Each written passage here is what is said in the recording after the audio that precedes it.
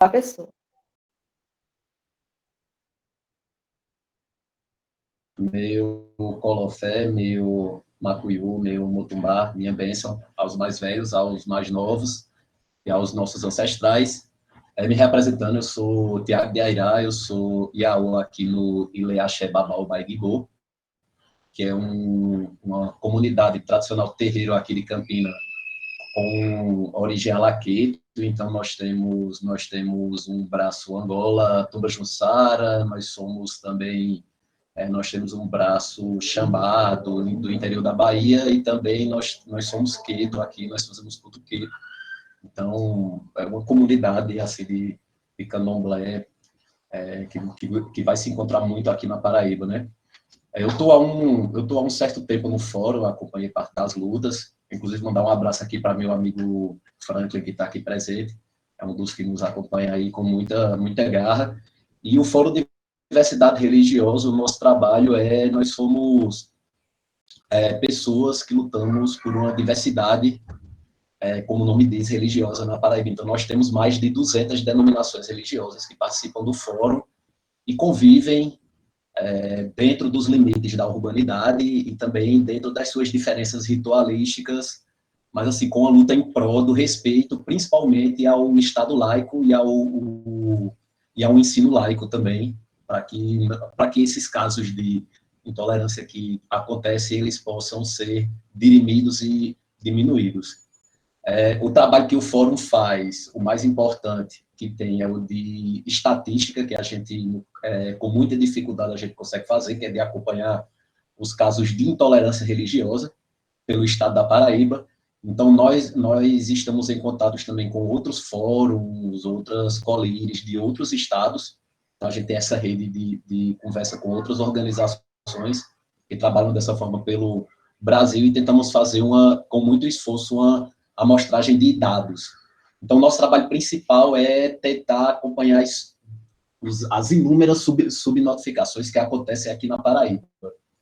Então, o índice que nós temos de intolerância, de casos de intolerância religiosa, é extremamente alto, são mais altos do que os índices oficiais aqui da Paraíba. Nós tivemos um aumento do ano passado para cá de denúncias de 600%, que estamos acompanhando, assim, ficamos chocados com a brutalidade. Quem lidera é a região de Campina Grande, esses casos, que é a região aqui que eu fico, eu sou coordenador do núcleo aqui na região de Campina Grande. A gente tem núcleo em Bahia, temos núcleo em Santa Rita, temos núcleo em Cabedelo, temos núcleo em Cajazeiras, em Pombal, em Sousa, e a tentativa da gente é fazer essa interligação de dados entre esses núcleos. Então, Campina é o local mais problemático que se tem. Nós temos aqui um problema sério de subnotificação.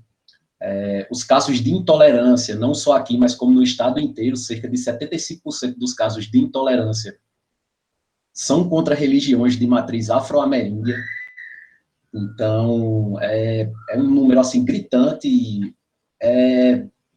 O pessoal de terreiro, a maioria, então, a ponto de gente querer se esconder. E uma coisa que choca muito, que a gente começou a acompanhar, foram problemas institucionais, por exemplo, assédio moral, que são causados em ambientes públicos. Aqui na Paraíba tem muito. Então, os dados oficiais são menores porque tanto a Polícia Militar como a Polícia Civil aqui no estado, como outras instituições que deveriam ser mais acolhedoras, elas trazem um problema muito grande, que é de não saber lidar com os espaços, não só com os espaços religiosos, como os religiosos. Então, por exemplo, a minha comunidade, ela sofreu com esse problema. Aqui em Campinas temos uma organização que ela é muito influente politicamente, não só aqui como no estado, que ela se alia a várias organizações políticas, que é a VINAC, que é a Visão para a Nova Consciência Cristã.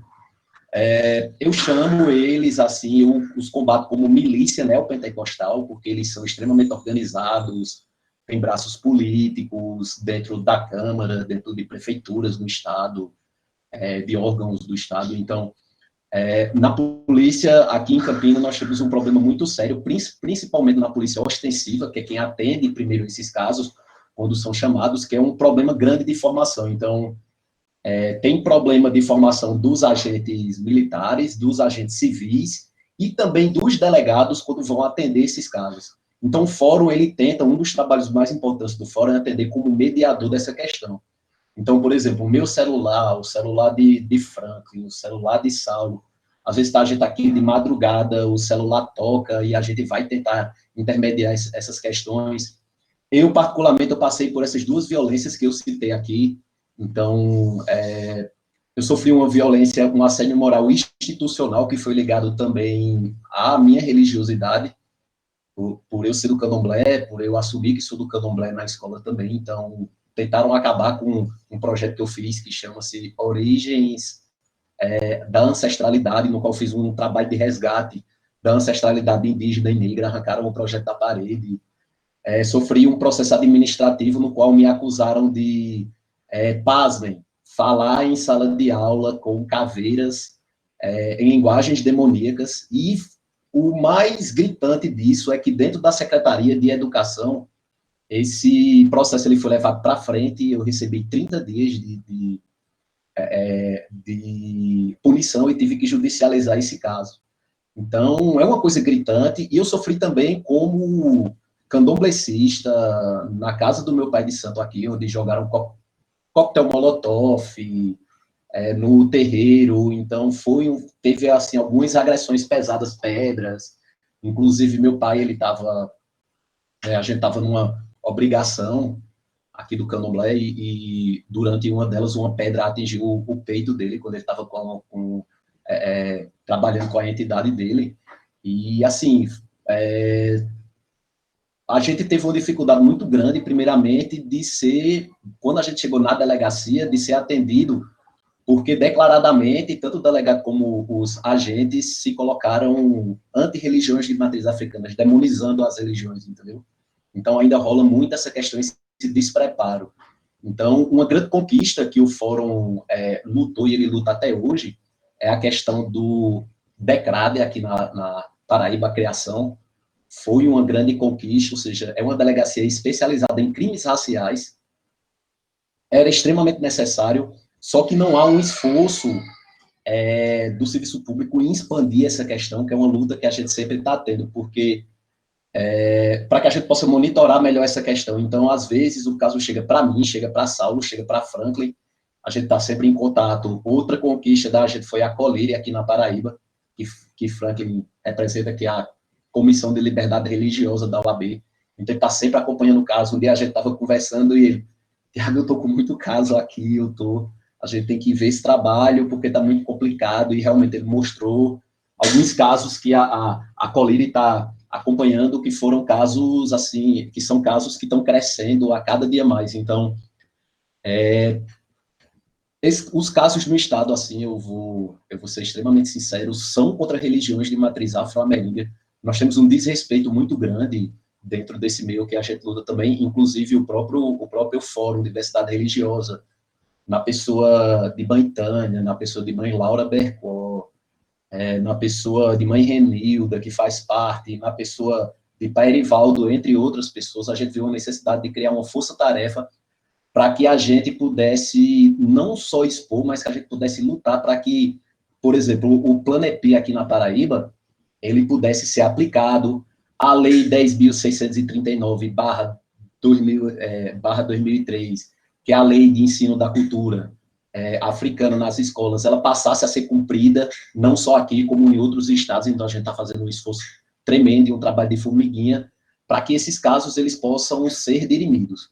Aqui em Campina, é uma coisa muito complicada, porque a VINAC, por ela ser extremamente organizada, ter braços políticos, ter braços dentro das instituições do Estado, eles meio que comandam a cidade e comandam os casos de intolerância religiosa aqui na cidade. Então, já houve por membros da VINAC quebras de terreiro, quebras de patrimônio histórico cristão aqui, ataque a eventos Hare Krishna, ataque a eventos judeus, patrocinados por essa instituição, e que quando a gente vai procurar as instituições, elas meio que passam ou fazem vista grossa ao explícito racismo, à explícita intolerância religiosa, e sempre voltada ao negro, que são os maiores casos, que essa instituição comete. Então, é um problema institucional aqui na Paraíba, principalmente, é uma coisa muito complicada, não vem de hoje essa questão, e a gente vem acompanhando casos como, por exemplo,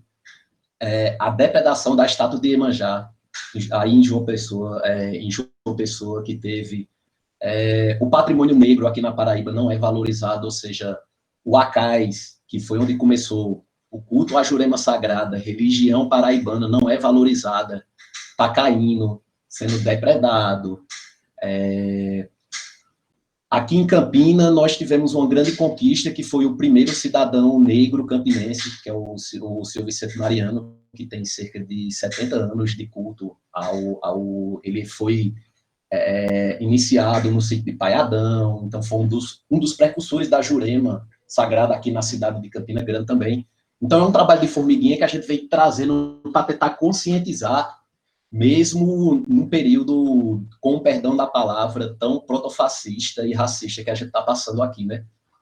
Uma prova disso é que, infelizmente, eu tive que ocupar um espaço aqui em Campina, que tem pessoas que, inclusive, fazem parte do fórum, que são mais qualificadas, que poderiam falar melhor em nome do candomblé, e seria até mais simbólico, que seria uma pessoa negra estar falando, mas, por necessidade de ocupar o espaço, eu tive que ocupar essa luta aqui e fazer denúncia. Então, Campina, se a gente pegar, se alguém puder me falar o tempo também, gente, eu agradeço, porque eu não sei se ainda estou no tempo, mas só para encerrar um pouco da fala, para que vocês tenham noção de como é as coisas aqui em Campina, tem uma definição que eu acho interessante de terreiro, né, que é usado por um amigo meu, que é Babaci, Sidney Barros, que ele fala muito que o terreiro ele é um quilombo urbano, então ainda ele é um local de resistência muito grande.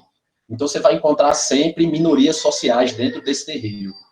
Então você vai encontrar travestis, transexuais, movimento LGBTQIA+, gente extremamente pobre que depende das comunidades tradicionais de terreiro para comer. Então entra a questão de segurança alimentar também, para comer proteína, entre outras coisas, que é doado depois das obrigações, como, por exemplo, só o terreiro do meu pai de santo aqui a gente atende, no qual eles não têm acesso a nem a uma gestão, a planos de apoio de gestão municipal e nem de estadual, a gente atinge a cerca de 30 famílias extremamente carentes que só come carne quando o terreiro doa, por exemplo, ou só come qualquer alimento quando o terreiro doa. Então, é muito complicado, e esses ataques refletem o que Campina que é essa cidade que, para mim, é uma das piores cidades da Paraíba no campo da intolerância, por isso que o fórum, a gente monitora muito as coisas aqui em Campina, porque a intolerância religiosa ela está ligada também ao racismo crescente aqui na cidade, ela está ligada aos crimes contra LGBTQIA+, ela está ligada a crimes contra transexuais, ela está ligada à extrema violência, aos grandes números de crimes de feminicídio que tem aqui em Campina, e a maioria dos crimes são contra mulheres negras, de feminicídio, então tem essa questão também. Então, a intolerância religiosa, ela é o componente, ela é o que fecha todo esse pacote de crime aqui na cidade. E o que a gente necessita, o que o fórum ele tenta fazer, é tentar monitorar esses casos. Mas por causa de despreparo, de toda essa questão que a gente vem trabalhando, a gente já entrou em contato com alguns membros da Polícia Militar, com alguns membros da Polícia Civil, para ter esse tipo de formação, para mostrar como eles deveriam agir nas comunidades, ou seja, tem que ter uma formação não só de como a comunidade ela se comporta religiosamente, ou seja, seus dogmas e seus ritos, mas também de quem ela é composta, porque na maioria das vezes são casos que são extremamente destemperados, não se sabe como agir, como, por exemplo, teve o caso de Pai Joelson, no qual o fórum acompanhou que a prefeitura, ele derrubou a casa dele, passou um trator em cima da casa dele, e o fórum teve que agir juridicamente na pessoa de Mãe Laura, para poder conseguir a casa dele de novo, para ele poder conseguir o terreiro, mas ali foi-se embora uma grande parte da história. Teve o caso do terreiro do meu pai de santo aqui em Campina Grande, que foi atacado com coquetel molotov, e até hoje a gente luta para que se tenha uma providência. Teve atualmente também um caso que Franklin estava falando de Mãe Patrícia, no qual fundamentalistas neopentecostais foram para frente do terreiro, tentando catequizar as pessoas, tirar o demônio das pessoas. E teve destempeiro do lado da polícia, teve destempeiro do lado das pessoas da comunidade. Então, a toda essa gama, a todo esse tempero, e fora que aqui na Paraíba, né, tá lá no próprio Planepi também, 75% da população, a gente pode considerar de população negra, mas não há esse ideal de pertencimento, né? Então, por onde passa essa questão? Isso passa, para mim, por uma série de insucessos de gestão pública com relação a essa questão e com relação à não valorização da cultura negra, que aqui na Paraíba, a gente monitorando, nós estamos tal qual o tamanho do território, nós estamos com casos extremamente grandes. Como eu disse a vocês, de subnotificações, nós podemos colocar um crescimento de 600%, isso que o fórum acompanha. Então, o que oficialmente aparece não é nem a ponta do iceberg. É como se fosse de Exu, que eu pudesse colocar para vocês, é uma ponta do garfo de Exu, o resto está tudo encoberto. Então, gostaria de agradecer aí esse convite que vocês fizeram ao Fórum Diversidade Religiosa para que a gente possa falar um pouco sobre o nosso trabalho e fazer um alerta sobre essas questões e dizer que o Fórum está aberto e também o Fórum precisa dessa ajuda para que a gente possa linkar diretamente e fazer esse canal, porque é graças a um trabalho de formiguinha que a gente faz, na maioria das vezes se indispondo, sem segurança nenhuma, que nós procuramos os direitos das comunidades religiosas. Então, só o fato de nós conseguirmos juntar 200 denominações religiosas nunca para conversar, sentar e poder acompanhar casos e ajudar em casos de outras religiosidades, então já é uma grande vitória para o que acontece no mundo hoje, né? Então, muito obrigado, gente, eu encerro minha fala por aqui. Obrigada, Tiago Adupé. O Tiago, né, falando da importância do Fórum de Diversidade Religiosa na Paraíba. O Fórum é a organização da sociedade civil, então, legitimamente, ele compor uma rede de proteção, né? A gente já teve aqui a representação das instâncias de gestão estadual, seja nas questões de direitos socioassistenciais, com o Roberto, a Adélia falando da saúde, e agora nós vamos passar a fala para Franklin Soares, que é advogado, especialista em direito processual penal e presidente da Comissão de Direito e Liberdade Religiosa da OAB. Então, Franklin, eu agradeço a parceria, né, a paciência também.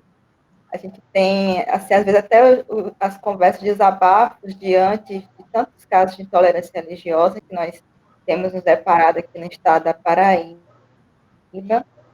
E fique à vontade, né, com o seu desafio, que é falar desses direitos, né, do acesso à justiça pelas comunidades tradicionais de terreiro aqui no estado.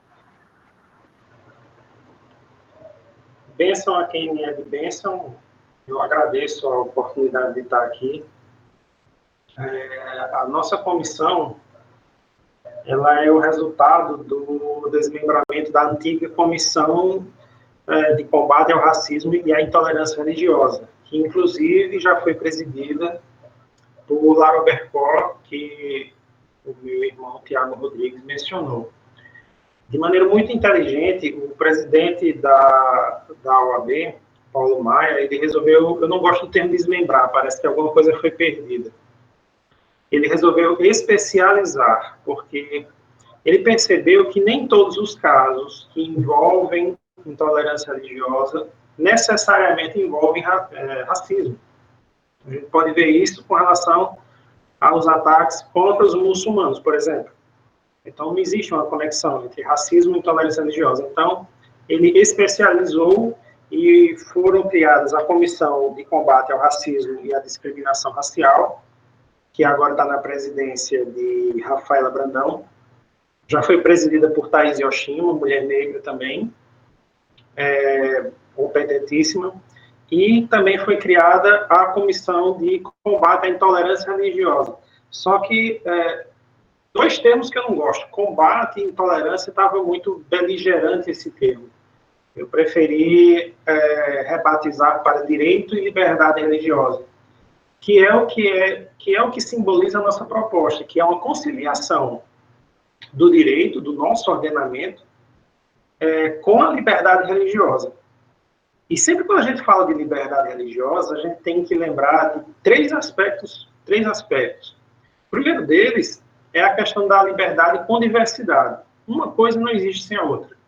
Não adianta falar de liberdade sem diversidade e vice-versa.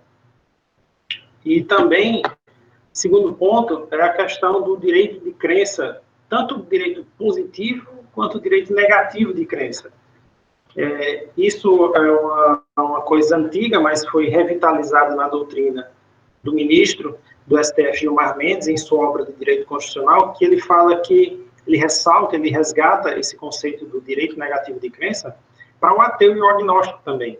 Então, todas as liberdades, todas as proteções que são dadas aos religiosos, não importa qual religião seja, também vale para essas pessoas que não manifestam crença alguma, que estão em seu devido direito de não professar nenhuma fé, nenhuma religião. Como a nossa irmã Elizabeth falou, meu nome é Franklin, eu estou na presidência da comissão, sou pós-graduado nessa área de processo penal, e nos nossos estudos, a gente percebe que a raiz da reincidência criminosa, ela está na impunidade. Então, se um crime, ele não é corretamente punido, não é exemplarmente punido, as testemunhas, a sociedade, percebe aquilo ali como uma carta branca para cometer aquele crime. Porque ele vai apontar para aquele criminoso que foi abonado pelo sistema e vai dizer, mas não dá em nada, não deu em nada com fulano. Por que eu estou falando isso? Porque os casos que envolvem intolerância religiosa, eles, além de possuírem uma pena muito baixa, que geralmente larga de 1 ano e vai até 3 anos, alguns crimes da Lei K.O., a Lei 7.716, que é a Lei preconceito, em homenagem ao grande jornalista e ativista do movimento negro, K.O., tem uma pena muito baixa, que quando a gente vai ao judiciário, geralmente acaba com uma suspensão processual ou uma conversão em trabalho voluntário, e isso é aviltante. Por que é aviltante? A gente está falando da liberdade de crença como um direito constitucional. Isso é equiparado ao direito à vida, ao direito à propriedade, ao direito da liberdade de expressão, que é a raiz de todas as expressões, a expressão política, a expressão ideológica, a expressão sexual, a expressão religiosa. Então, a gente está falando de uma garantia constitucional com uma pena que é ridícula. A pena do homicídio agora pode ir até 40 anos, né? Foi expandida a condenação para até 40 anos de reclusão. O homicídio, ele, quando é hediondo, ele pode ir até 30. Então, eu não estou querendo fazer aqui uma dosimetria, mas veja a proporcionalidade. A vida tem uma pena que vai até 30, a gente tem o direito violado à liberdade de expressão que não passa de 5, não passa de 3, na maioria dos casos. Então, essa é a chave da reincidência, da impunidade. Não é? Quando os casos eles não são devidamente apresentados. Como o Tiago colocou, a gente tem muito trabalho. Aqui na comissão a gente tem trabalho e não é pouco. Ele mencionou o caso de mãe Patrícia, que aconteceu em Mangabeira, e foi necessário Saulo e eu irmos até a frente do terreiro e ficamos lá como uma espécie de escudo humano para que o toque pudesse acontecer de maneira natural, como tem que ser. Esse grupo de fariseus que estavam lá, travestidos de cristãos, querendo impedir a realização do toque, eu acredito que eles esqueceram completamente o objetivo da religião deles, naquele momento. E estavam lá ameaçando. Como foi ameaçado o dono da casa? Tentaram, eu não sei se esse detalhe chegou até você, Tiago, mas tentaram invadir a casa. Não é? E é surreal a gente viver num país onde você, por praticar uma religião diferente, você pode ter a sua casa invadida. imagino o que, é que poderia ter acontecido se eles tivessem sido bem-sucedidos nessa invasão. Não é? E eu gostaria de fazer até antes de fazer minhas considerações a respeito da nossa pauta, eu queria fazer uma consideração a respeito da fala inicial da Elizabeth, que ela fala que é um trabalho inicial, que está começando agora, mas lembre-se, Elizabeth, que Roma, ela não nasceu pronta. Né? Todo trabalho grandioso, ele começa pequeno, ele começa jovem, embrionário, e ele vai crescendo pelo esforço coletivo. Sem dúvida nenhuma, todas as pessoas que estão aqui, elas estão compromissadas, sobretudo com a religião, e farão com que esse projeto cresça, e ele ramifique, e ele seja forte, que ele seja duradouro. Eu tenho certeza disso. A gente teve aqui na Paraíba a aprovação do Estatuto da Igualdade Racial. Eu estive na Assembleia Legislativa durante essa solenidade.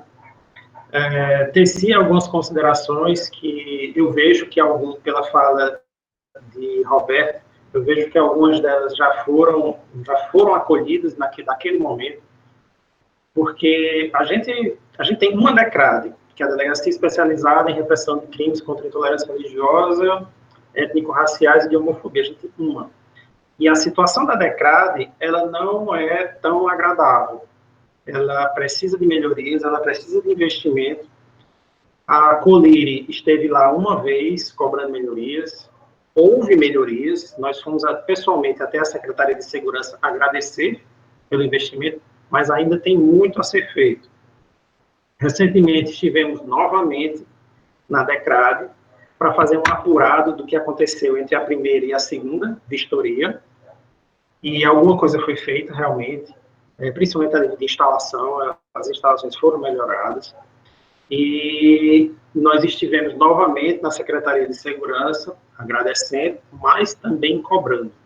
Quando a gente entra na delegacia, a gente tem que ter ali o aparato e o acolhimento estatal em nosso favor, em favor da vítima. Não é aceitável a gente viver num país onde você seja acossado, seja ofendido por conta de sua religião. A gente deixou, inclusive, um segundo relatório de vistoria na Secretaria de Segurança, com a relação das medidas que a gente propôs para a melhoria da DECRAD. E é por essas razões que a gente acredita que a DECRAD, por si só, ela não vai ser um instrumento de transformação. Porque, como eu falei, ela precisa de investimento, ela precisa de melhoria. A primeira delas seria uma melhoria para que ela atendesse em regime de plantão, 24 horas. Se isso não é possível, que pelo menos ela atenda na região metropolitana, que também acontece muitos casos. Queria até mandar um beijo para o meu amigo Marcelo Falcone, que é o delegado titular da DECRAD. Outra sugestão que a gente fez durante o lançamento do Estatuto da Igualdade Racial foi que, por essas razões, a gente não poder ter uma DECRAD em todo canto, em toda a cidade, que seria um sonho a gente ter, mas que os policiais eles fossem capacitados para atender como se DECRAD fossem policiais capacitados para atender as demandas de intolerância religiosa como deve ser atendido. E eu fico muito feliz em Roberto estar falando nisso, porque foi uma sugestão que foi apresentada durante o lançamento, e eu fico feliz em saber que ela foi acolhida. E eu acredito que essa parceria com entidades de nível de Estado, como é o Fórum Diversidade Religiosa, que tem ações de João Pessoa até Bonito de Santa Fé, tem ações até lá, a gente vai poder contornar essa situação. Sobre os casos que Tiago mencionou, ele teve esse de mãe Patrícia, mas ele falou de uma situação pessoal dele. Eu queria até compartilhar a minha, talvez Tiago não conheça, mas eu fui demitido quando eu era contador. Hoje eu sou advogado, mas eu já tive uma experiência de 9 anos como contador, já fui demitido, simplesmente por ser do candomblé. Então, a gente sabe que o racismo ele existe, que ele é estrutural, ele está enraizado em nossa cultura, mas é engano imaginar que ele existe somente contra pessoas negras. Não.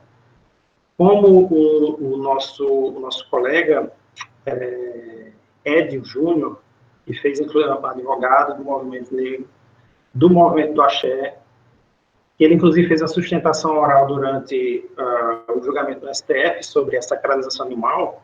Ele disse uma das grandes verdades sobre esse tema.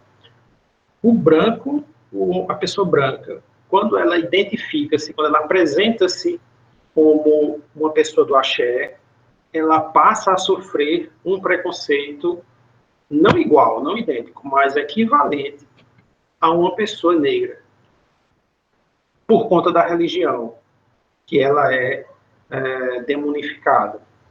Então, como eu disse, é uma equivalência, não existe uma paridade, é uma equivalência.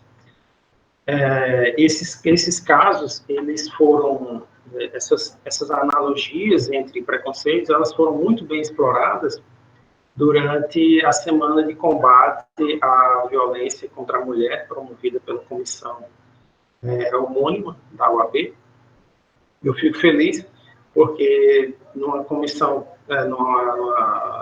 num projeto que tinha tantas mulheres, eu acho que eu fui o único homem a ser recepcionado através de um artigo que eu mencionava exatamente o que a nossa colega Adélia mencionou. Imagine uma mulher negra. Agora imagine uma mulher negra na periferia. Imagine uma mulher negra na periferia, pobre e pertencente a uma orientação sexual que não seja hétero, que seja LGBTQI+. Então percebe que eu estou falando aqui de camadas de preconceito, camadas pesadas de preconceito, que algumas delas são praticadas pelas estruturas que nós financiamos através dos nossos impostos.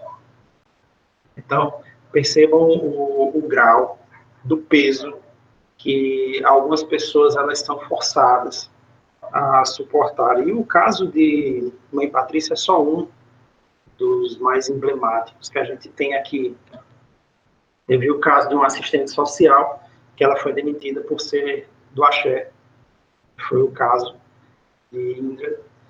A gente tem um caso de uma mãe de santo no Roger que ela perdeu temporariamente a guarda de seus 2 filhos, né? Um caso, inclusive nós da Colire estamos patrocinando essa causa, estamos com ela, certo?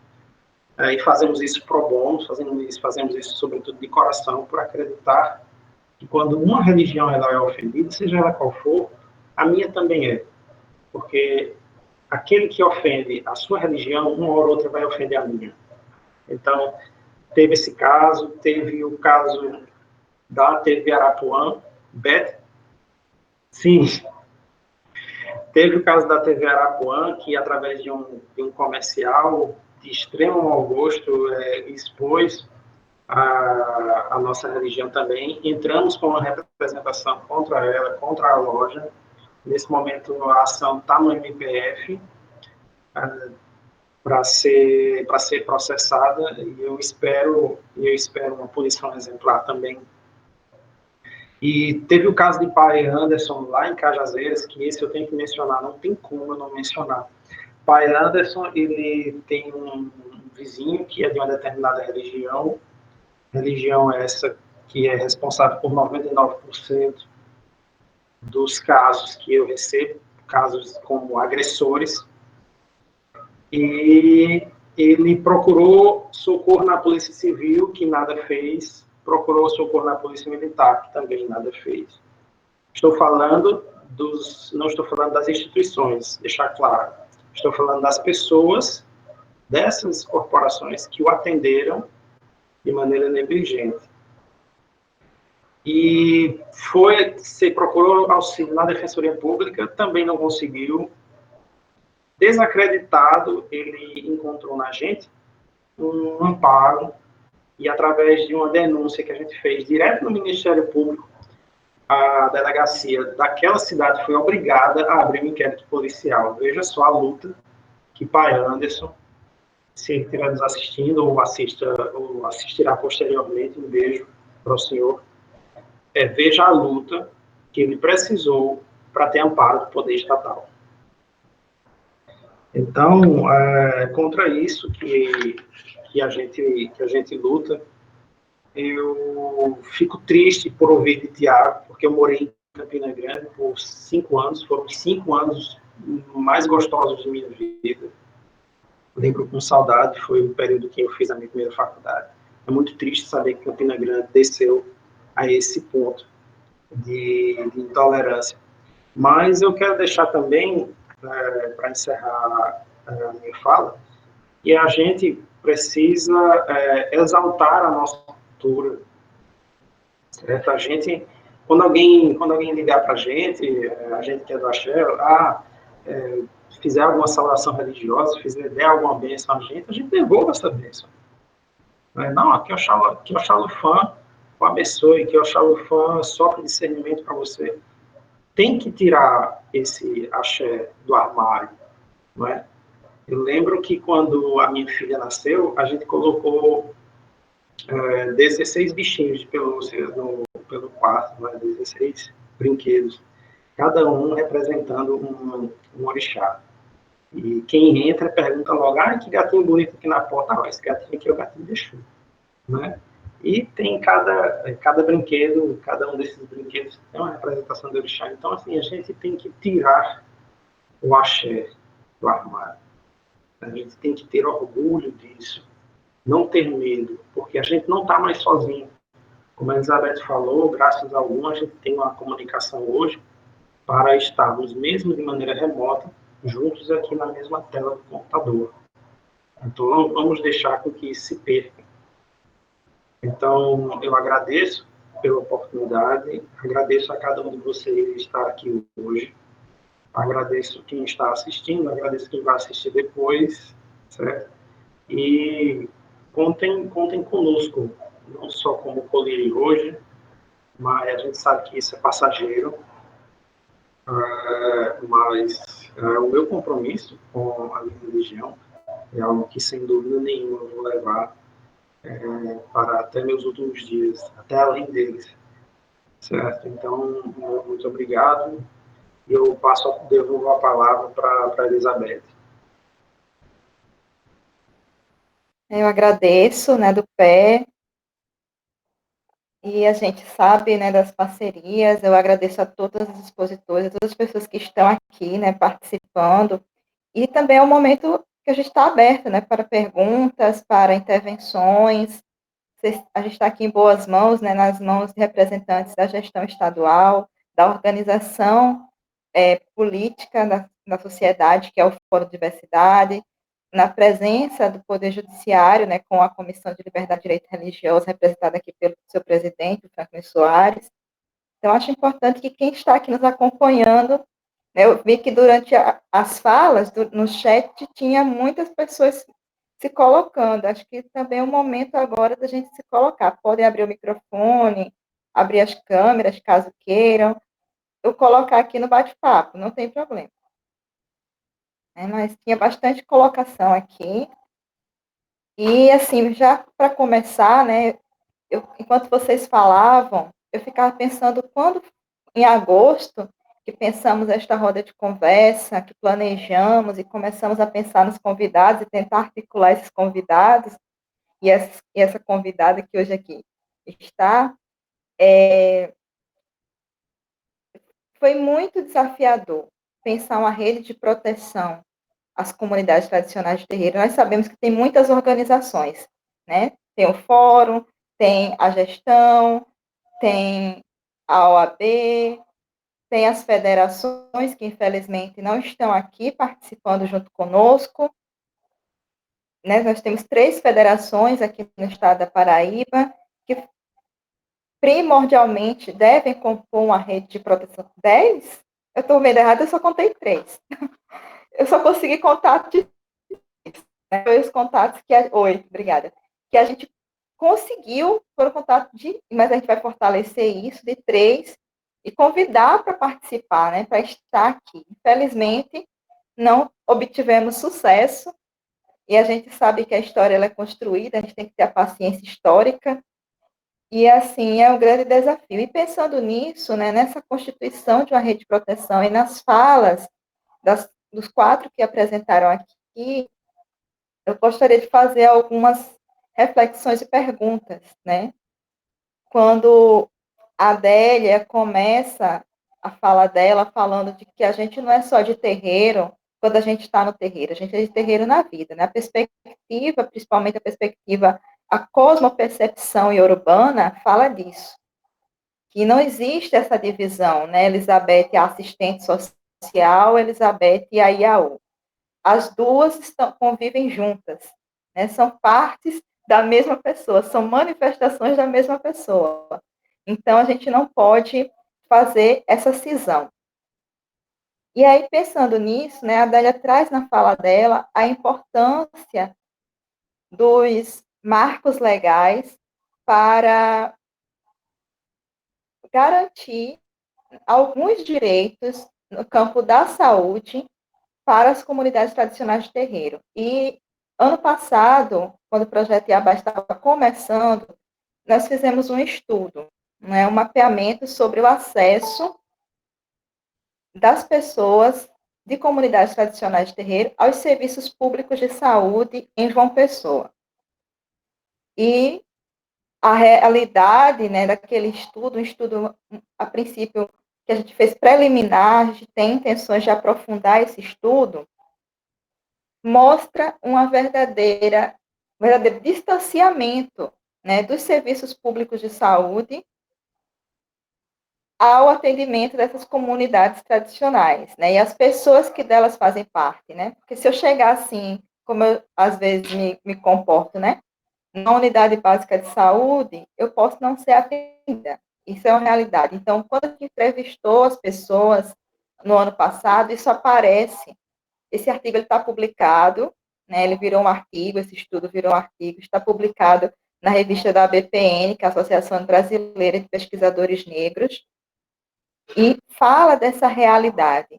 Então, Adélia, quando você fala do protocolo de atendimento que foi emitido para a atenção básica em saúde durante a pandemia, eu gostaria que você falasse um pouco mais, né, como foi distribuído, se houve uma capacitação para esses profissionais, de como seguir o protocolo, porque a gente sabe que muitas vezes a gente dá o protocolo, eu falo isso que eu também trabalho na área da saúde, mas a gente precisa fazer uma interpretação, muitas vezes, do que está escrito para quem recebe aquele protocolo.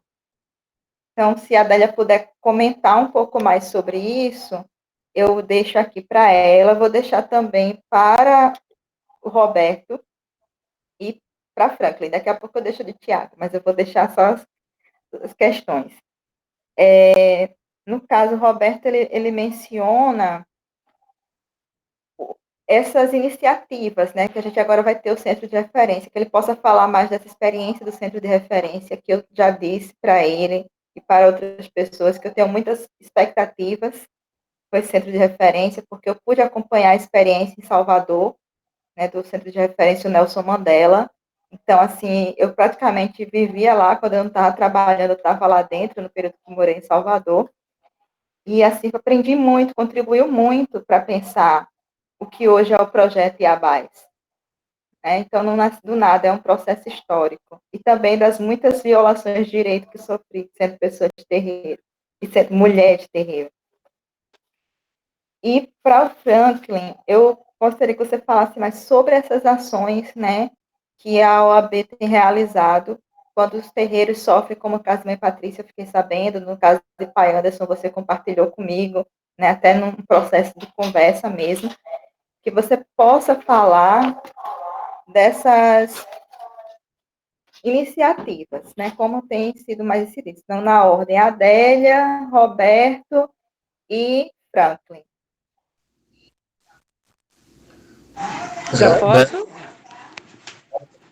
Só ao mesmo tempo. Eu pedir para você repetir a minha questão, porque tive uma falha aqui. Para você falar um pouco mais sobre o Centro de Referência, o João Balula, que vai ser inaugurado, né? Quais são os profissionais que vão compor a equipe multiprofissional? Você já passou o endereço, né? O período de atendimento, então é mais nesse sentido operacional mesmo. Eu já posso? Então, sobre a questão do protocolo, né?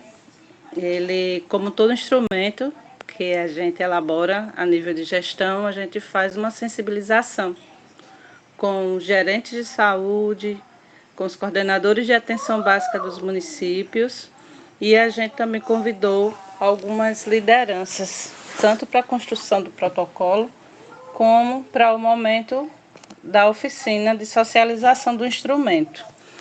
O que é que eu consigo observar com relação a isso? A importância, né, do monitoramento que você destacou, de a gente estar acompanhando se esse protocolo está sendo utilizado, se ele está sendo, se as pessoas, os profissionais estão recorrendo a ele, e se a sociedade civil ela também conhece esse protocolo para ela poder reivindicar, né, os seus direitos. E é uma reflexão que eu sempre trago a nível de políticas de igualdade racial. A gente ainda não conseguiu institucionalizar as políticas, né? Nós temos vários instrumentos na educação, na saúde, na segurança pública, mas se percebe que esses instrumentos eles são utilizados por algumas pessoas, né? Não consigo sentir ainda como uma política de Estado de fato, né? Que quem chegar na atenção básica, que for trabalhar na atenção básica, vai pegar aquele protocolo, vai se apropriar dele e vai utilizar. Então, são pessoas que têm afinidade com a temática, que participaram da capacitação, ou que em algum momento essa temática tocou a elas, essas pessoas elas utilizam esse instrumento, né? Então a gente tem essa dificuldade desse racismo mesmo, dessa resistência que as pessoas têm às temáticas, né, relacionadas à igualdade racial. E o que a gente tem feito para tentar monitorar é convidar os municípios e as gerências, né, bimensalmente a gente chama os municípios e pergunta o que é que está sendo feito, quantas pessoas foram atendidas, tenta fomentar, chacoalhar as pessoas para que elas possam fazer esse atendimento, mas a gente tem muita dificuldade ainda nesse acompanhamento. E tem um detalhezinho, né? Quando a gente, um detalhezinho não, é uma coisa muito importante. Quando a gente fala de saúde, os municípios, os 223 municípios da Paraíba, eles são de gestão plena de recursos.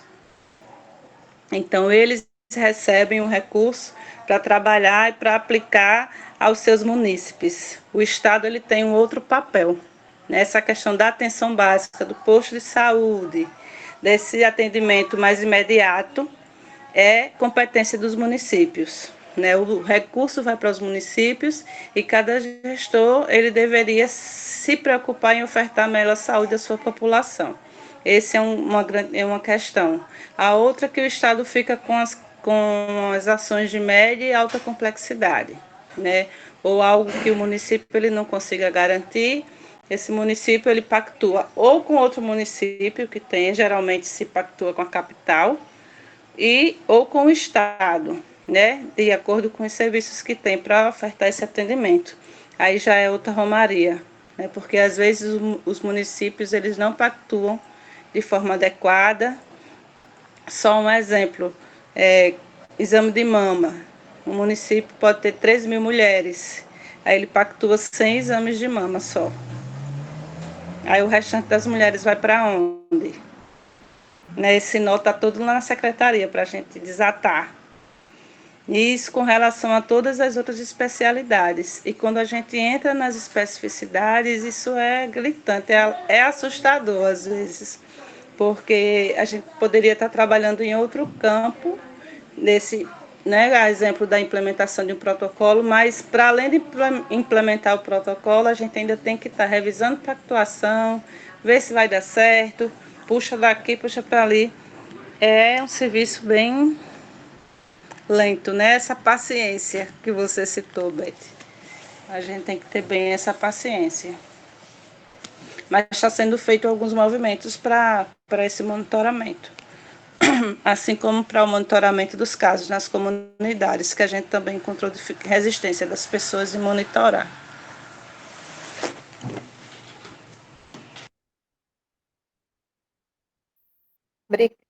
Adélia, obrigada. Né? A gente passa a palavra para Roberto e em seguida o Fran. Então, Beta, e claro, todas as pessoas que estão presentes, né, na sala, é só, mulher, ainda vai ser lançada ainda. Não, brincadeira, olha só. O Centro de Referência de Igualdade Racial, João Balula, ele vai homenagear Balula, né? Nosso sempre irmão Balula. Em reconhecimento à luta, né? Que Balula, legado de luta que Balula deixou para a gente, muito merecido.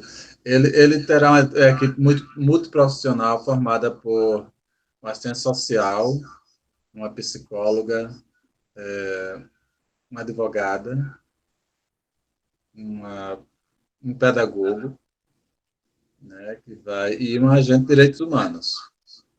Vai receber os casos, tem todo um fluxo já construído, sendo revisitado, analisado, buscando aperfeiçoar esse fluxo interno e externo. O externo ele se conecta, articula a rede de atendimento.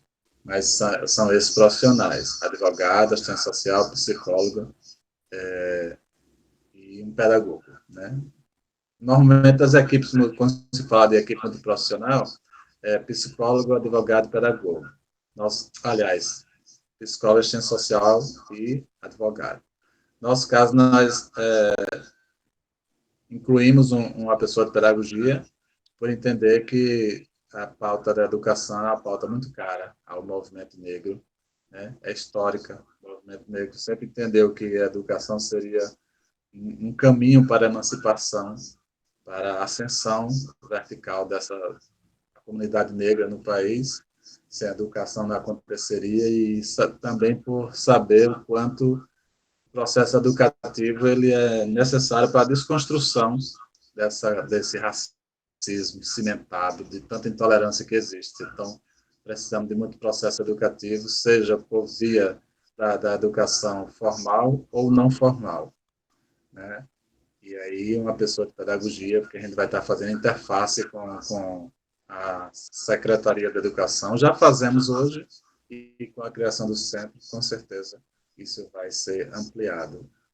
Então, necessário que funcionará o dia todo, né? Eu já falei, local, Rodrigo de Aquino, ali bem por trás da Câmara dos Vereadores,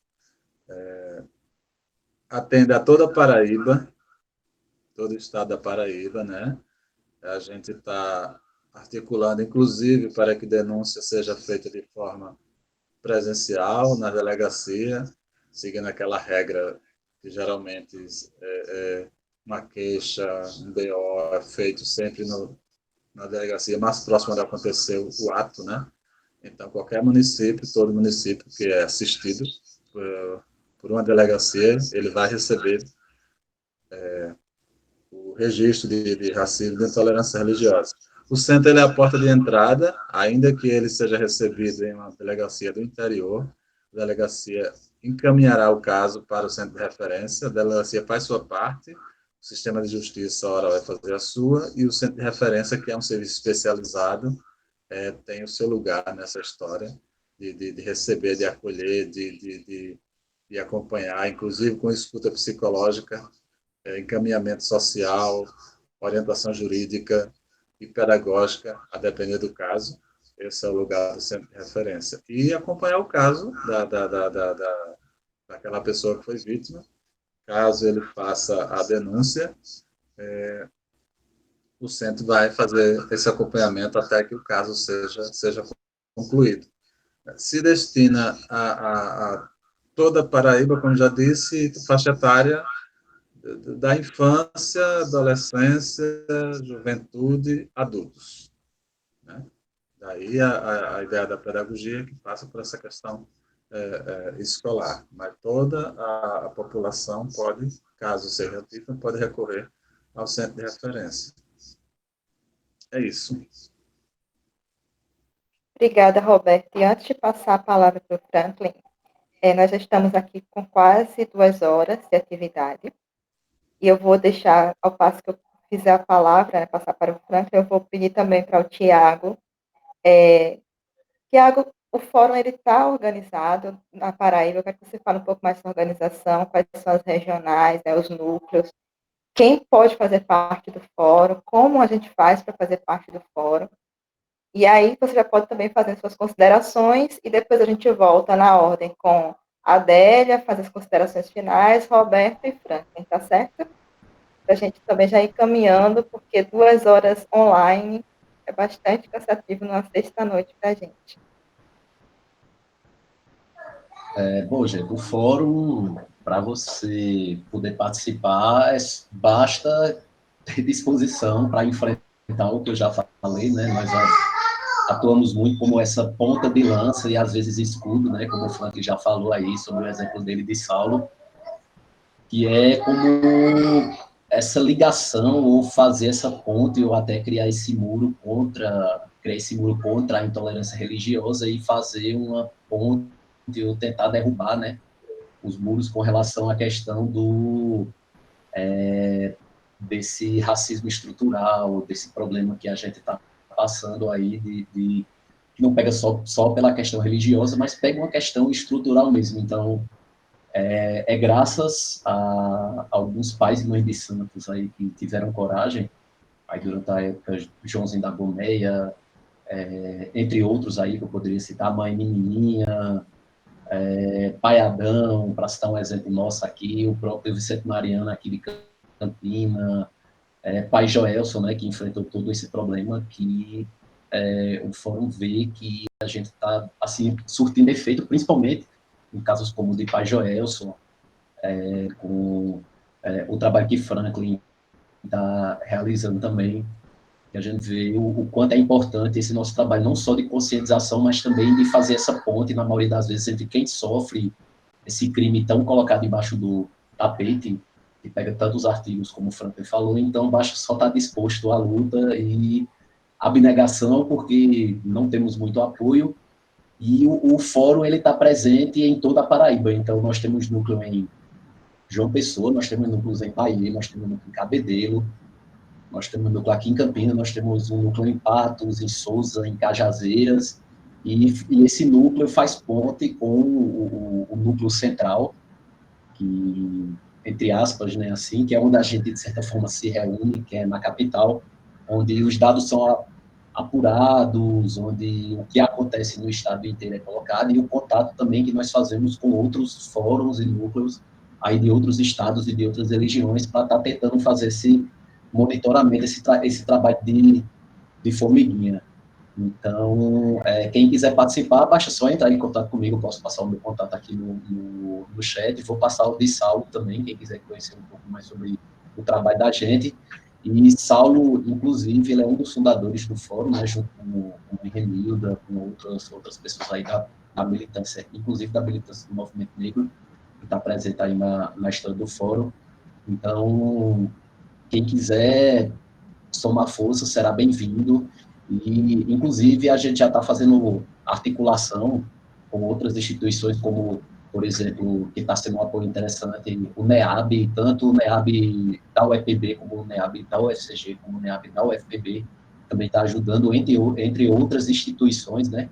Aí também supra-partidárias que estão como parceira aí do fórum, como a Colib, entre outras instituições aí que estão sempre ajudando a gente nessa questão aí jurídica e nessa questão de ajuda. Então, gostaria de agradecer o espaço, a abertura para que o fórum pudesse falar um pouco sobre o nosso trabalho, a nossa forma de atuação, né, que serve também como uma forma educacional, no caso a gente trabalha bem essas questões, tem muitos educadores que fazem parte, um dos temas da gente é o ensino religioso nas escolas, é também a aplicação da Lei 10.639, é uma das nossas bandeiras.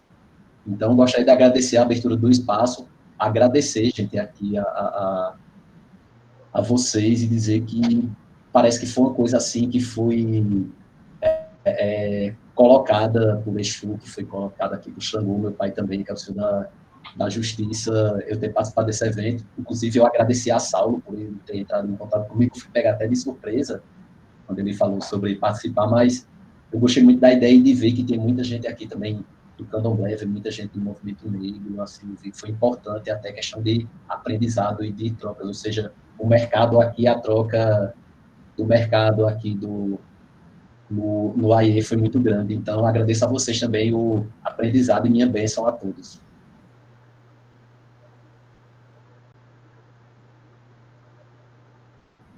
Obrigada, Tiago, obrigada pela fala, pela participação, e sim, né, a lógica nossa é do mercado, né, da troca, não do mercado capitalista, onde você compra e aquilo que você compra tem data limite, né? A troca do axé, a gente está aqui, a gente está produzindo axé, né? O axé está sendo produzido, a gente acaba muitas vezes achando que não, mas nessas trocas é que nós produzimos axé. Vou passar a palavra para o Franklin, né, que vai responder as questões e faz também as considerações finais, depois a Adélia com as considerações finais e Roberto. Obrigada. Bom, sobre as ações da Colírio, eu até fiz um quadro aqui no bloco de notas para separar por tema, porque são várias, né? Quando o Tiago mencionou que a gente está com muito trabalho, eu aproveito para, antes de fazer essa apresentação das nossas ações, para cada advogado que estiver no Estado assistindo, que tenha interesse em trabalhar pela liberdade religiosa, que junte-se à Colírio. A gente tem uma comissão, ela é uma comissão pequena. Para ter uma noção, a comissão de prerrogativas da OAB, ela tem 200 advogados. Nossa comissão tem 5, para todo o Estado. Então, eu faço um convite a cada advogado, cada advogada que esteja nos assistindo, que venha fazer parte, venha somar. A nossa comissão ela é plural, tem agnóstico, ateu, judeu, filho de santo, adventista. Nós somos realmente uma comissão plural, nós valorizamos essa visão. Bom, as ações da OAB podem ser divididas em vários segmentos. Nos casos que a gente acredita muito na conciliação, a gente não acredita tanto na judicialização. Por quê? A Constituição é de 88, a Lei CAO é de 89, e, assim, de lá para cá os casos só aumentam. Então, se fosse por falta de leis, se fosse por questões de leis, a gente já teria erradicado a intolerância religiosa, né? Então, não é falta de lei. Isso passa por educação. São os professores quem vão salvar o Brasil da intolerância religiosa, sem dúvida nenhuma. São os professores, não são os advogados. Isso eu garanto. Então, nos casos que a gente pode resolver como conciliação, e eu atuei 18 meses como conciliador voluntário no Fórum Civil aqui da capital, então eu acredito que isso é possível. Nos casos, por exemplo, no caso de Manhindra, a gente conseguiu resolver através da conciliação. Teve um músico que ele foi agredido verbalmente, um músico católico, né, foi agredido por um evangélico fundamentalista em sua própria casa. A gente conseguiu resolver com conciliação também, mas casos que a conciliação não é possível, a gente não tem medo do embate, né? Até porque os filhos de santo, que hoje estão aqui, são descendentes de reis e de rainhas e de guerreiras, e guerreiros também. Então, nós não temos medo desse embate. No caso de irmã Josilene, já está sendo judicializado, inclusive pedimos a anulação do processo, porque ela passou durante todo o processo sem nenhum advogado, sem nenhum defensor público. Isso é um absurdo. Como é que um juiz permite esse tipo de coisa? A gente está pedindo a anulação do processo inteiro. O caso de mãe Patrícia, que a gente conversou, inclusive, com a superintendente da Polícia Civil, para que ela fosse ouvida, né, na época da pandemia, e deu certo. O caso de Pai Anderson, né, que a gente assumiu esse caso quando ele não tinha mais fé nas instituições. O caso do padre Vanderlúcio também, que lá em Soledade está sofrendo muito por conta de um perfil fake de Facebook que tem agredido. Né? Veja que as nossas ações elas não se limitam somente a defender o direito das pessoas que são do axé, mas defender a religião como um todo. Como eu disse antes, quando uma religião é agredida, todas são. A religião que agride a do seu vizinho, uma ou outra vai agredir a sua também. E pensando nisso, a gente praticou notas de repúdio contra o grupo de pseudo-humor chamado Porta dos Fundos, contra aquele vídeo satírico que, mesmo eu não sendo cristão, aquilo me causou uma repulsa muito grande. Nós emitimos nota de repúdio também, e o mais irônico, né, a nota de repúdio para defender o direito dos cristãos ofendidos foi escrita por mim, que não sou. Então, a gente tem esse compromisso com a liberdade religiosa. A gente também prestou assistência para a sinagoga que foi violada aqui em João Pessoa, certo? Também emitimos nota. Foi uma nota assim que eu estava com o sangue tão quente, né? Porque eu não acreditava que aquilo ali era real, que estava acontecendo em João Pessoa. Aquilo ali, em 10 minutos estava escrito. Parece que eu ponho tudo na cabeça. A gente também tem um braço também na assistência social. O pai Celino, aqui do Aratu, ele teve um revés muito forte, a casa dele pegou fogo por um curto-circuito, e a gente montou uma campanha de arrecadação, certo, de doações. A gente fez uma parceria com a loja de material de construção, certo? A gente juntou e está juntando ainda, certo? Material de construção em cima de material de construção, para que ele possa restabelecer não somente o seu lar, mas o seu axé também, e sem dúvida nenhuma vamos conseguir. No braço administrativo da nossa comissão, a gente faz vistorias regulares na DECRAD, já fizemos 2, e sempre que a gente faz uma visita na DECRAD, a gente faz uma visita na Secretaria de Segurança, não só para mostrar o relatório, agradecer pelo que tem sido feito e cobrar pelo que ainda há de se fazer. Então, fazemos vistorias na DECRAD regulares, semestrais, e fazemos também esse trabalho mais próximo com a Secretaria de Segurança para essa expansão das atividades e a capacitação das forças de segurança. E também, por iniciativa da Colírio aqui da Paraíba, foi criado um grupo de trabalho que é o Colégio de Presidentes das Colírios pelo Brasil. Então, um caso que acontece aqui na Paraíba, ele fica sendo divulgado para todos os presidentes das Colírios pelo Brasil. E isso serve como um banco de experiência. Às vezes, a situação que eu estou atravessando aqui, alguém já atravessou e ele pode me orientar a ter um êxito mais rápido, mais definitivo. Então, partiu daqui, da seccional paraibana. Então, alguns estados, algumas OABs estaduais ainda não têm colírio. Então, nosso trabalho é de ativá-las, reativá-las, né, como foi o caso, ou então de criá-las. A do Rio Grande do Norte, por exemplo, ela está sendo criada com auxílio nosso. E, lentamente, esse grupo vai ter, sem dúvida nenhuma, umas 27 representações, uma de cada estado, certo? Sem dúvida nenhuma, a gente vai atingir essa meta. E, por fim, as parcerias que a Colírio ela firma são sempre parcerias com instituições, órgãos, representatividades e com o estadual. A Colírio, ela é estadual, ela é uma comissão da OAB Seccional Paraíba. Então, nada mais sensato, lógico, de estabelecermos parcerias com quem está também cobrindo todo o estado, como foi o Fórum Universidade Religiosa, nosso primeiro parceiro, certo? Que tem ações de João Pessoa, a Bonita Santa Fé, Cajazeiras, certo? Foi o nosso primeiro parceiro. A Defensoria Pública do Estado, quando juntos conseguimos a criação de uma coordenadoria especializada no combate a crimes de intolerância.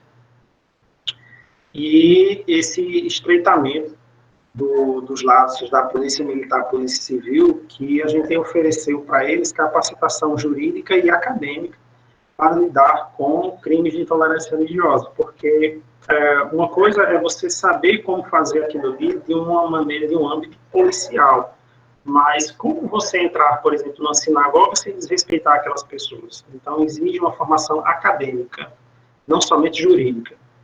Né? Lembrar os policiais que interromper o culto para falar que está fazendo barulho já é crime, né? Interromper o culto religioso já é crime.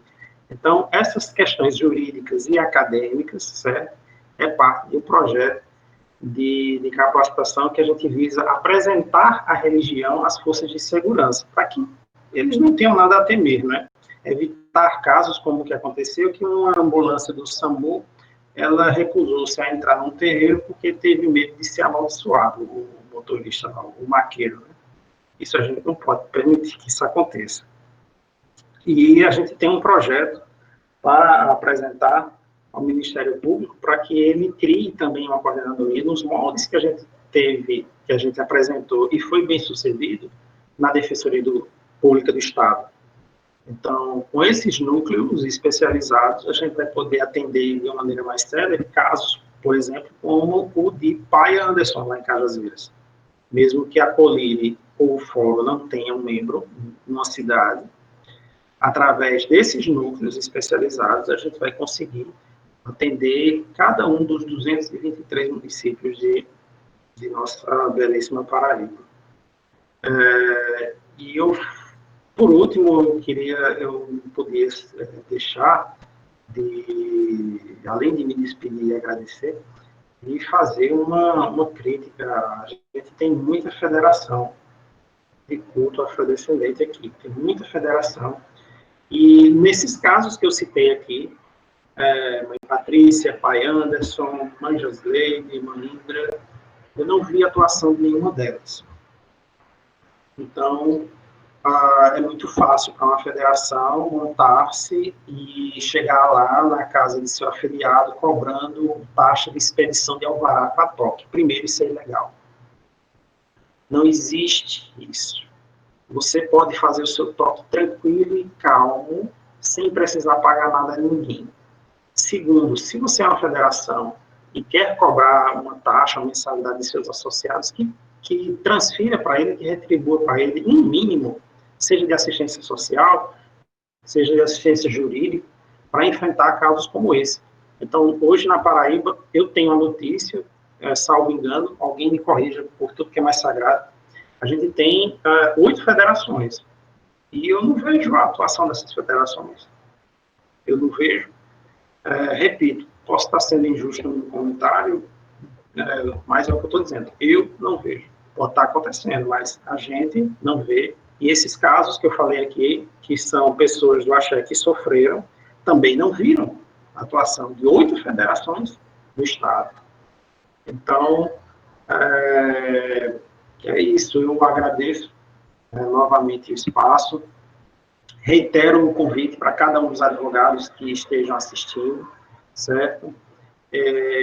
Faço valer aqui o que eu falei, que a gente precisa de uma rede que, semelhante a que Tiago falou, a gente precisa ter uma rede com professores do axé, advogados do axé, assistentes sociais do axé, médicos do axé, delegados do axé. A gente precisa ter uma rede idêntica a desses, dos nossos principais, eu vou chamar de inimigos, já que eles entendem dessa maneira, veem a gente como essa imagem tão negativa que eles criaram da gente. Então, a gente tem que ter também uma estrutura dessa maneira. Então, a iniciativa do projeto Iabás é fantástica, é uma semente, certo? Eu faço votos, eu farei o possível para que essa árvore ela cresça forte, ramifique e frutifique, para que a gente fale cada vez menos de intolerância, para que isso seja esquecido, isso seja um assunto, isso aí acontecia no passado, tal. Isso é uma esperança, isso é um sonho, mas se a gente pode sonhar com um sonho pequeno, um sonho grande, então eu prefiro sonhar, sem dúvida, com algo grande. Eu agradeço e, bom, a Colívia vai estar à disposição, ainda que eu se despeça da Colívia, eu estarei pessoalmente à disposição. Meu celular, depois que eu virei pai, me desliga, então pode ligar para mim a qualquer hora. Obrigada, Pepe. Muito obrigada, do pé. Antes de passar a palavra para a Adélia e para a Roberta, eu concordo plenamente, né, com o que foi colocado aqui. Nós precisamos construir uma rede, né? Isso aqui é apenas um pontapé. O grande é a primeira é o grãozinho de feijão que a gente está plantando. Então, vocês estão aqui, todas as pessoas que estão aqui vão sair daqui minimamente provocadas a pensar nessa rede de proteção, né? A pensar que nos espaços que nós estamos, seja lá qual for a sua ocupação ou profissão, você precisa se assumir como essa pessoa de axé em defesa do axé, né? Em defesa das comunidades tradicionais de terreiro. A gente ainda enfrenta, claro que devido aos números altíssimos de intolerância religiosa que já foram apresentados aqui, uma grande dificuldade de que as pessoas se assumam pessoas de terreiro. Digo isso porque eu já sofri intolerância religiosa na universidade, né, fazendo mestrado. Então, isso é muito complexo. E a gente precisa cada vez mais fortalecer uma rede para que, por exemplo, quando eu chegar no setor da universidade para abrir um processo administrativo contra um funcionário, a pessoa que olhe para o meu caso, ela não seja apenas uma pessoa sensibilizada, mas que ela compreenda que aquilo é um crime. Então, assim, com essas palavras eu passo para a Adélia Gomes e em seguida o Roberto para as considerações finais.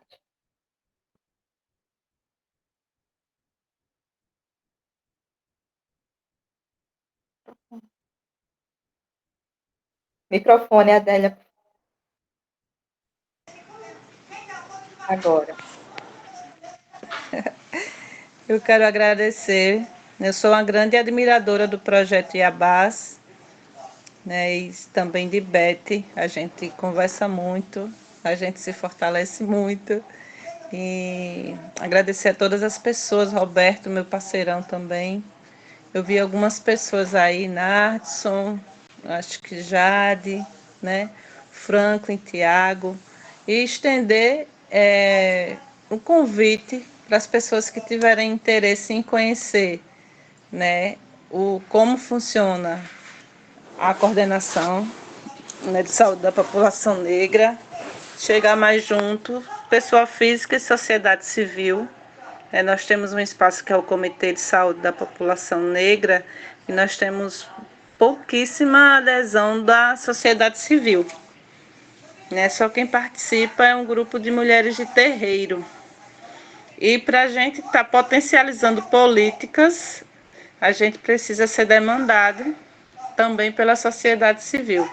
A exemplo, Franklin citou o monitoramento que ele faz, com a delegacia e com a Secretaria de Segurança Pública. Isso é fundamental para que a máquina ela continue girando, que ela não pare.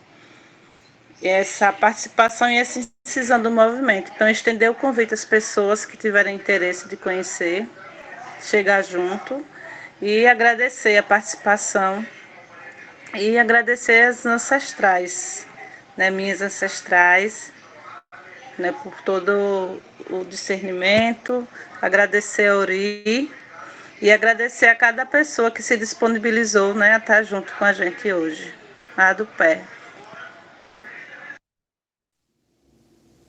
Roberto. Então, parabenizar pela iniciativa, Beta. Projeto Iabás, muito, muito louvável a iniciativa e esse encontro a gente se vê de forma virtual, né? A gente senta saudade. Estou vendo aqui Lúcia, faz um tempão que eu não vejo. Abraço, Lúcia, e quantos outros companheiros, companheiras estou vendo aqui, só as carinhas, né? Ronald, Ali, enfim. Mas assim, a gente precisa, assim, acho que é desafiador o trabalho em rede, é desafiador. Muitas vezes cada ator, a instituição faz bem o seu papel, né? E a gente se depara com a dificuldade, muitas vezes, de se entrelaçar, e esse entrelaçamento da rede, esse tecer os vários pontos, fortaleceria, sem dúvida, fortalece muito mais a ação, né? Às vezes, a gente tem organização atuando sobre o mesmo caso e nem sempre o diálogo entre elas acontece, né? E aí a gente tem muito a aprender nesse sentido, né? Cada serviço, cada instituição tem um papel, inclusive, que só ela pode fazer. A outra não pode fazer por ela, e daí a relevância da presença dela nesse processo da rede, e cada uma de nós, do movimento social negro, né, não aconteceria movimento se não fosse o movimento. E a gente, para estar se fortalecendo, né, dizer a Tiago, acho que o relato de Tiago é assim, muito forte, né? A gente sabe o que acontece, mas quando a gente vê essa coisa dita por alguém que sofreu, então isso bate muito forte na gente, e assim, de que a gerência racial da Secretaria de Estado da Mulher e Diversidade Humana está à disposição para um caso como esse, para poder somar também, no sentido de fortalecer ainda mais o que já foi feito de enfrentamento, né? Sempre necessário. Eu acho que a coisa ganha mais impacto quando a gente se juntar enquanto órgão, enquanto movimento, enfim, fazer esse enfrentamento. Existe também o Conselho Estadual de Igualdade Racial, é um espaço que tem uma atuação também nessa pauta e que muito precisa ser fortalecido, e fortalecimento, inclusive, que não acontecerá se não for a presença efetiva do movimento negro, os diversos movimentos, quilombola, indígena, cigano, de terreiro, né, nesse espaço. Bom, parabéns pela iniciativa, e que a gente possa estar sempre compreendendo que esse é um caminho que a gente precisa estar fortalecendo ele. Boa noite, axé a todas e a todos. Um grande abraço. A do pé Adélia, do pé Roberto, Tiago, Franklin, Marli, que aqui representa a Marcha da Negritude Unificada, nossa parceira, com quem nós estamos construindo essas jornadas de novembro. Como eu disse, essa é uma semente, né? 2020 vai ter muito mais. E, assim, eu espero contar com todas e todos que estão aqui, mas também espero contar com aqueles e aquelas que não estão aqui ainda, certo? E para dizer para vocês como essa noite foi importante, porque não chovia há um mês aqui. E assim que começou a nossa fala, né, a fala de Adélia, na hora da fala, que eu passei a palavra para a Adélia, começou a chover, e chover muito forte. Então, assim, isso é uma bênção, né? O africano, ele acredita nisso. Quando chove, é a bênção chegando. Então, eu agradeço mais uma vez. Quero só comunicar que nós vamos continuar em novembro com as jornadas de novembro. Nós vamos ter na próxima sexta-feira, sexta-feira 13, sempre nas noites de Oxalá, viu, gente? Meu carinho, né? Por Fumeji, eu tento garantir a sexta-feira. Nós vamos ter uma roda de conversa também nesse formato. As inscrições vão ser colocadas no link lá na bio do Projeto Iabá no Instagram, sobre racismo linguístico. Então, quem tiver interesse, souber de alguém que tem interesse nessa pauta, nós vamos estar aqui com o mestre em Linguística pela UFPB, Valdenor Souza, fazendo essa fala. E dia 27 de novembro,